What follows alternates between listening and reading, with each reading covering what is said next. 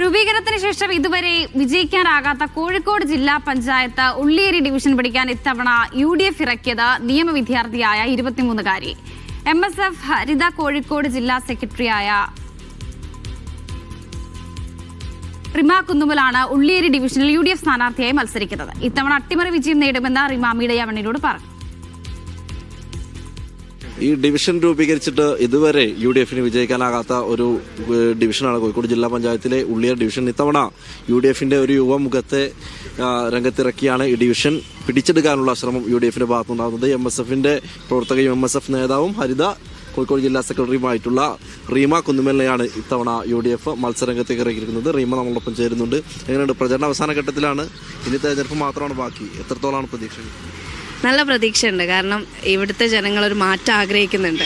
അപ്പോൾ ആ മാറ്റത്തിനൊപ്പം അവരോടൊപ്പം നിൽക്കാൻ എനിക്ക് പറ്റുന്നുണ്ടെന്നാണ് ഇപ്പോൾ ഒരുപാട് കഴിഞ്ഞ കുറേ ദിവസങ്ങളായിട്ട് നമ്മൾ ഓരോ പഞ്ചായത്തുകളിലേക്കൊക്കെ പോകുന്ന സമയത്ത് നല്ല സ്വീകരണവും കാര്യങ്ങളും ജനങ്ങൾ നല്ലപോലെ ചെയ്യുന്നുണ്ട്, ഏറ്റെടുത്ത പോലെയാണ് എനിക്ക് തോന്നിയിട്ടുള്ളത്. എന്തായാലും എല്ലാവരുടെയും നല്ല പ്രതീക്ഷയുണ്ട്.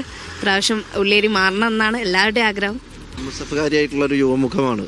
അപ്പോൾ എങ്ങനെയുണ്ടായിരുന്നു നാട്ടുകാരുടെ ഒരു സ്വീകരണമൊക്കെ? നാട്ടുകാർ രണ്ട് കാര്യമുണ്ട്. ഒന്നെന്ന് പറയുന്നത് ഇപ്പം ഞാൻ നാട്ടുകാരിയാണല്ലോ, അപ്പം ഏറെക്കുറെ ആളുകളൊക്കെ അറിയുന്നത് ഉണ്ട്. അപ്പം നാട്ടുകാരി എന്നുള്ള നിലയിലുള്ളൊരു സ്വീകരണമുണ്ട്. പിന്നെ ഒരു യൂത്തിനോടുള്ള അല്ലെങ്കിൽ ഒരു വിദ്യാർത്ഥി കാണിക്കുന്നവരിതും അവരുടെ ഭാഗത്തുനിന്നുണ്ട്. MSFന് നിരവധിയായിട്ടുള്ള സഹപ്രവർത്തകരൊക്കെയാണ് അപ്പുറത്തും മത്സരിക്കുന്നത്. അവരൊക്കെ കോൺടാക്ട് ചെയ്യാറുണ്ടോ? കോൺടാക്ട് ചെയ്യാറുണ്ട്. അവിടെ ഒന്നും എത്തിപ്പെടാൻ പറ്റാത്തതിന്റെ വിഷമം നല്ലപോലെ ഉണ്ട്. പ്രചരണത്തിൽ പോകാൻ പറ്റാത്തതിന്റെ അപ്പൊ അവർക്കും ഞങ്ങൾക്കും ഒക്കെ തമ്മിലുണ്ട്. കാരണം എല്ലാവരും ഓരോ ഭാഗത്തായിട്ട് നിൽക്കുന്നുണ്ട്. പക്ഷേ പുതിയൊരു മാറ്റത്തിന് വേണ്ടിയിട്ട്, നല്ലൊരു പോരാട്ടത്തിന് വേണ്ടിയിട്ടാണ് എല്ലാവരും കൂടെ ഒരുമിച്ച് ഇറങ്ങിയതാണ്. അതിന് നല്ലൊരു റിസൾട്ട് ഞങ്ങൾക്ക് കിട്ടുന്നുള്ളതിൽ യാതൊരു സംശയമില്ല. അവസാനമായിട്ട് വിജയിച്ചു കഴിഞ്ഞാൽ ഏറ്റവും കൂടുതൽ പ്രാമുഖ്യം കൊടുക്കാൻ പോകുന്നത് ഏത് മേഖലക്കായിരിക്കും? വിജയിച്ച് കഴിഞ്ഞാൽ എനിക്കിപ്പോൾ ഞാൻ പറഞ്ഞില്ലേ, കുറച്ച് ഈ പ്രചരണം കാര്യങ്ങളൊക്കെ ഇറങ്ങിയിട്ട് വീടുകളിലേക്ക് ഇറങ്ങിയ സമയത്ത് എനിക്ക് മനസ്സിലായെന്ന് പറഞ്ഞാൽ ഇവിടെ ഏറ്റവും അടിസ്ഥാനപരമായിട്ട് വേണ്ടത് നമ്മുടെ ആളുകൾക്കൊരു ബെറ്റർ ലൈഫ് പ്രൊവൈഡ് ചെയ്യുക എന്നുള്ളതാണ്. അതായത് ബെറ്റർ ഇൻഫ്രാസ്ട്രക്ചർ, ക്വാളിറ്റി ലൈഫ് കൊടുക്കുക, അതിലെല്ലാം പെടും. അതായത് ഈവൻ ഈ ഗതാഗതമായാലും പല വീട്ടിലേക്ക് പോകാൻ വഴികളില്ലാത്ത സ്ഥലങ്ങളുണ്ട്, വീടില്ലാത്ത സ്ഥലങ്ങളുണ്ട്. അപ്പോൾ അവിടുന്ന് മുതൽ ആരംഭിക്കണം എന്നാണ് എൻ്റെ ഒരു ആഗ്രഹം. കാരണം ജനങ്ങൾക്ക് അവരുടെ ആദ്യം ബെറ്റർ ലൈഫ്, നല്ലൊരു ലൈഫ് പ്രൊവൈഡ് ചെയ്തിട്ടാണല്ലോ മറ്റു കാര്യങ്ങളിലേക്ക്. അപ്പോൾ അവിടുന്ന് മുതൽ ആരംഭിക്കണം എന്നാണ് പ്രതിനിധി എന്ന നിലക്ക് യുവാക്കൾക്ക് കൂടി അവർക്ക് കൂടി പ്രാമുഖ്യം കൊടുക്കുന്ന ഏതെങ്കിലും പദ്ധതികളൊക്കെ തന്നെ ആലോചനയിലുണ്ട്?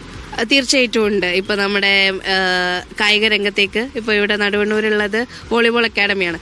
അപ്പം മറ്റ് കായിക ഇനങ്ങളിലേക്കും കൂടെ ശ്രദ്ധ അല്ലെങ്കിൽ അവർക്ക് അവസരങ്ങൾ ഒരുക്കി കൊടുക്കണമെന്നുണ്ട്. പിന്നെ മെയിനായിട്ട് ജില്ലാ പഞ്ചായത്തിൻ്റെ ഇതിൽ വരുന്നത് ഹയർ സെക്കൻഡറി സ്കൂളുകളാണ്, ഹയർ സെക്കൻഡറി എഡ്യൂക്കേഷൻ ലെവലാണ്. അപ്പോൾ അവിടെ നമ്മുടെ അക്കാഡമിക്സിൻ്റെ കൂടെ തന്നെ അവർക്ക് മറ്റ് അവസരങ്ങൾ, ഇപ്പോൾ മത്സര പരീക്ഷകൾ വരുന്നുണ്ട്, സ്കിൽ ഡെവലപ്മെൻറ്റ് വരുന്നുണ്ട്. അപ്പോൾ അങ്ങനത്തെ കാര്യങ്ങളിലേക്കൊക്കെ കൂടുതൽ ശ്രദ്ധ ചെലുത്താൻ ആഗ്രഹിക്കുന്നുണ്ട്.